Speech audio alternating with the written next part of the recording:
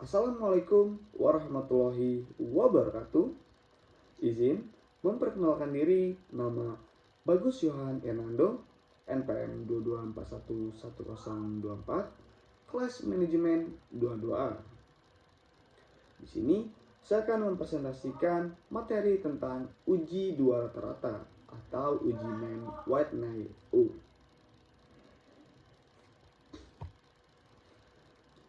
Baiklah, konsep dasar uji dua rata-rata. Uji dua rata-rata merupakan suatu metode statistik yang digunakan untuk membandingkan rata-rata dari dua kelompok data yang berbeda.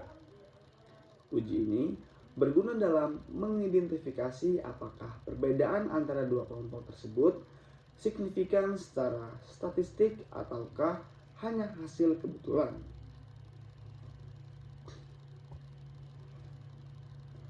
Pengenalan uji Mann-Whitney U.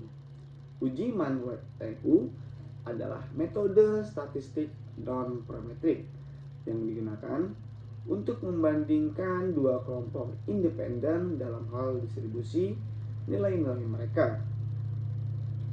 Uji ini sering digunakan ketika data tidak memenuhi asumsi normalitas yang dibutuhkan oleh uji parametrik seperti t-test.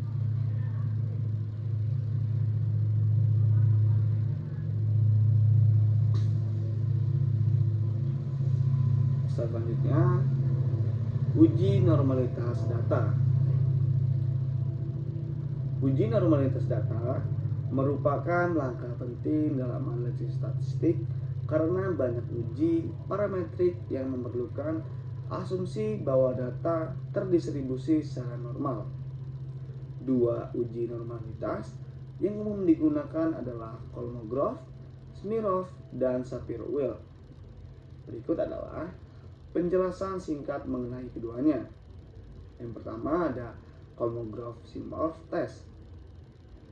Uji ini menguji apakah suatu sampel berasal dari distribusi normal tertentu.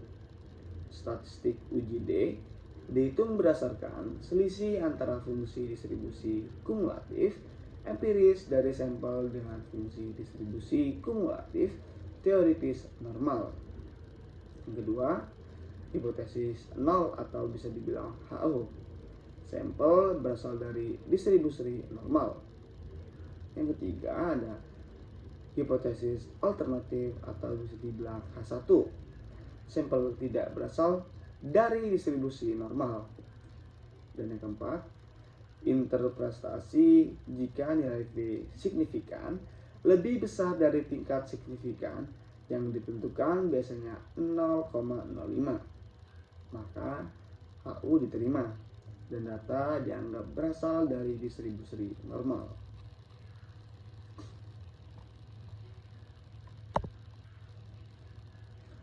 Shapiro-Wilk test. Uji ini digunakan untuk menguji normalitas suatu sampel. Statistik uji W dihitung berdasarkan korelasi antara data observasi dan prediksi dari distribusi normal. Kedua, hipotesis nol atau dibilang HO, sampel berasal dari distribusi normal. Yang ketiga, hipotesis alternatif asal dibilang H1, sampel tidak berasal dari distribusi normal. Dan terakhir, interpretasi jika nilai P kurang dari tingkat signifikansi yang ditentukan. H0 ditolak dan kita menyimpulkan bahwa data tidak berasal dari distribusi normal.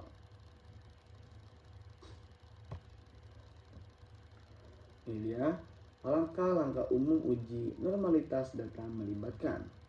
Yang pertama ada pengumpulan data. Dapatkan data yang akan diuji normalitasnya. Kedua, menjelaskan uji normalitas. Gunakan perangkat lunak statistik seperti SPSS, R, atau Python untuk menjalankan uji normalitas. Pilih uji sesuai dengan ukuran sampel dan preferensi analisis. Yang ketiga, interpretasi hasil. Jika nilai P Jika nilai P lebih besar dari tingkat signifikan yang ditentukan, kita memiliki bukti yang cukup untuk menerima hipotesis bahwa data terdistribusi secara normal. Sebaliknya, jika nilai P kurang dari tingkat signifikan, kita mungkin harus menolak hipotesis bahwa data terdistribusi normal.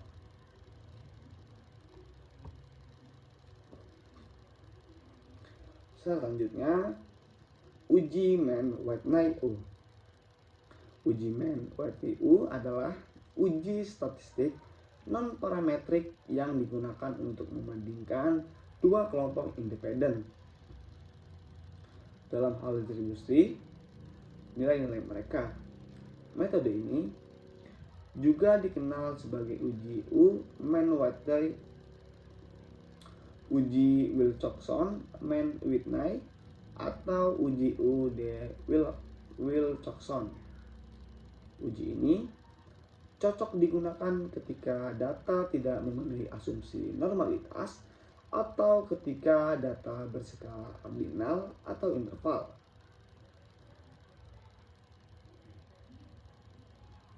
Berikut adalah langkah-langkah umum dalam melakukan uji Mann-Whitney U.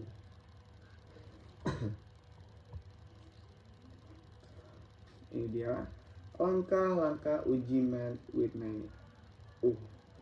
Yang pertama, penyusunan hipotesis. Hipotesis 0 HO, tidak ada perbedaan signifikan antara dua kelompok.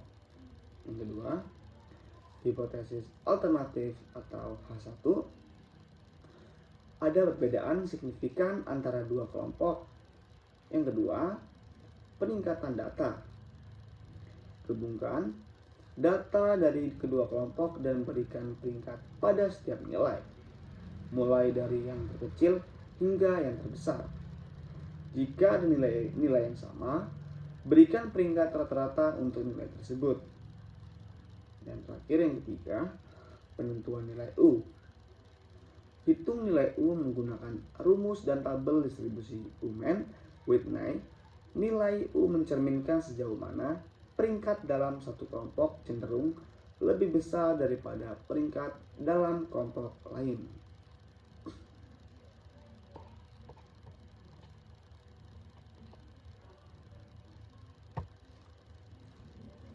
Baiklah, sekian presentasi yang bisa saya jelaskan. Kurang lebihnya saya mohon maaf. Kepada Tuhan saya mohon ampun. Sekian wa taufiq wal hidayah. Wassalamualaikum warahmatullahi wabarakatuh.